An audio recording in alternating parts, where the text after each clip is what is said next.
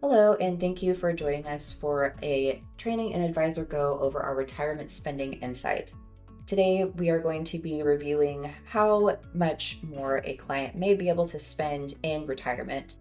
They currently have a retirement goal of $60,000, but we can see here that the client does have substantial wealth, so we want to see if they're able to spend any more in retirement. So to do this, we're going to go to Insights, and we'll just go ahead and type in here the retirement spending insight and click on it.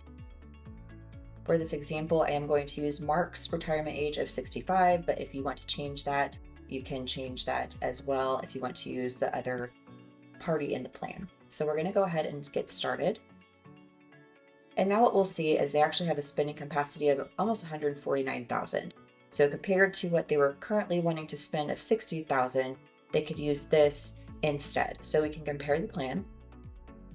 And as we can see, starting at age 65, their basic needs, total needs are also going to change slightly. So the base plan is on the bottom, insight results are on the top. And we can see how those inflows are happening into the plan for the cash flow. And we can also use the assets chart to see how the assets are actually being drawn down to fulfill that extra need for the additional spend in retirement. So this is a really good area to show your client how those expenses are being covered with the asset drawdown.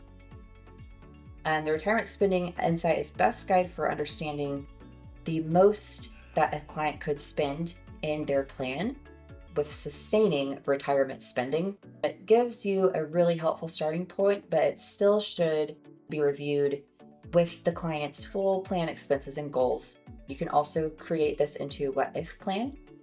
But if you do have any questions about this, please feel free to reach out to support and we will be happy to assist. Thanks.